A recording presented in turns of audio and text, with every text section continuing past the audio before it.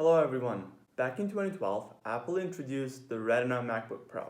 And although it was a magnificent laptop, it was criticized for not having an Ethernet port or an optical drive. As a solution, Apple was selling their Super Drive, which was essentially a DVD burner, and they were selling dongles just like they do now. The ports were gone, however, the Retina MacBook Pro had a gorgeous screen and was significantly thinner and lighter compared to the older Pro.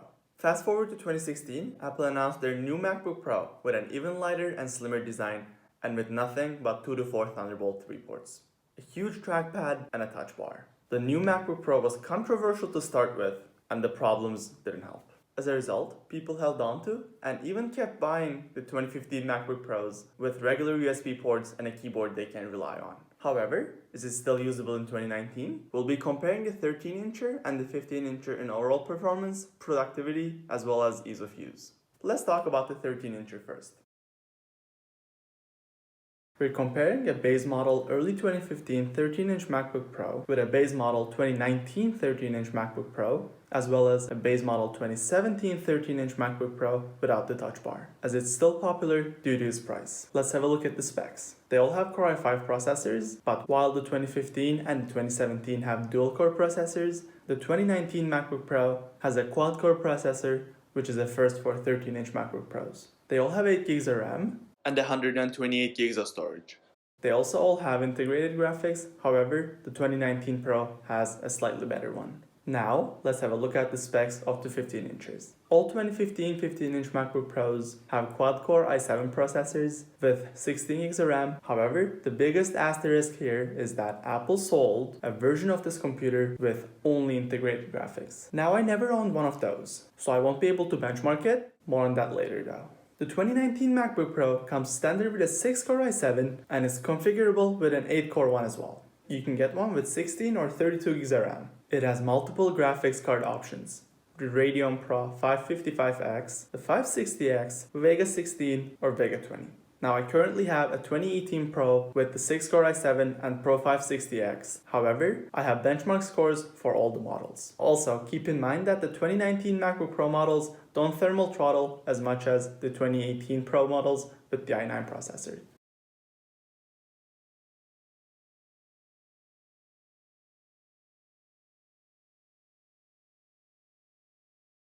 Now, let's talk about daily use. Having regular USB ports seems and is actually more convenient. However, you get used to the dongle life, and to be honest, it has its advantages as well. For example, I never connect my MacBook to an external display outside home, but I need more than 2 USB ports. Therefore, I own 2 dongles, one with 3 USB ports and another one with an HDMI out.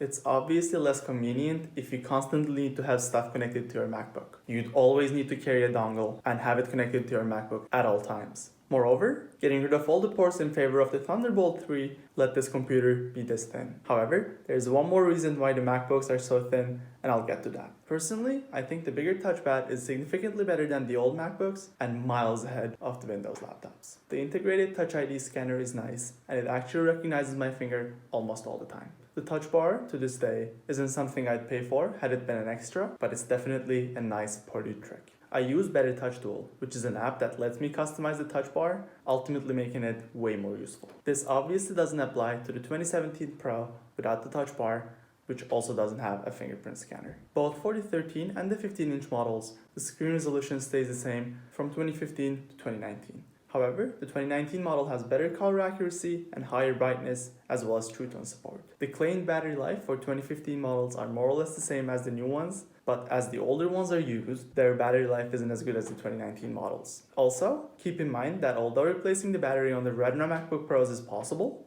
it's dangerous and time-consuming as the battery is glued to the chassis. Now, let's talk about the other thing that made the newer MacBook Pros so thin: the butterfly keyboard. I personally think it feels very nice to type on it. I'm more comfortable typing on this than I ever was when I had my 2015 Pro. It's a notch noisier than the old design, but it's way quieter than the first gen butterfly keyboard. However, as everyone knows, the butterfly keyboard has its issues. Weirdly, my friends never had issues with their keyboards, but I had mine replaced twice. And it seems like Apple stores are getting bored of fixing these MacBooks, as I had called the issues both times. While this MacBook Pro family has its fair share of problems, from flickering screens and broken keyboards to kernel panics. And although most are fixed, it seems like Apple will soon come up with a new MacBook Pro with a scissor-style keyboard. Now, is buying a 2015 MacBook Pro still a good idea in 2019? The short answer is maybe. The long answer is it depends on the screen size. First of all, it's obvious which MacBook not to get. The 2017 MacBook Pro without the touch bar. It's not faster than the 2015. The only added advantage is the smaller footprint and the larger touchpad, and you lose regular USB ports as well as the SD card reader. Between the 2015 and the 2019 13-inch Pro, it might still make sense to get the 2015 if you're not a power user. Here's a comparison we haven't made so far. The 2019 MacBook Air has similar performance to the 2015 MacBook Pro. In this case, if you find the 2015 MacBook Pro with a good battery, in my opinion, it makes perfect sense to get that instead of the 2019. However, if you're a power user, the quad-core i5 on the 2019 is way more powerful than the dual-core i5 on the 2015. Between the 15 inches, it's a different story. I personally don't think anyone should get a 15-inch MacBook Pro without a discrete graphics card, as you can get a 2019 13-incher for the same price, and you'll get the same performance.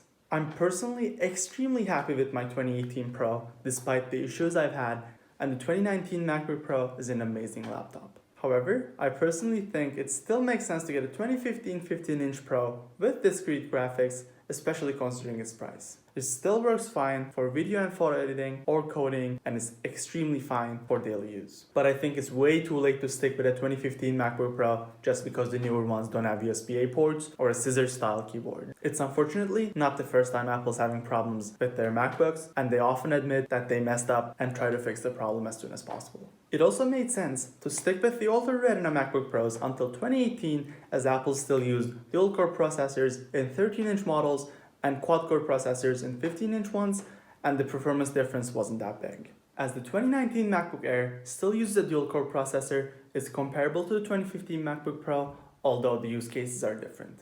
Thank you so much for sticking around and watching this video. Please consider liking and subscribing, and I really hope I'll see you all next time.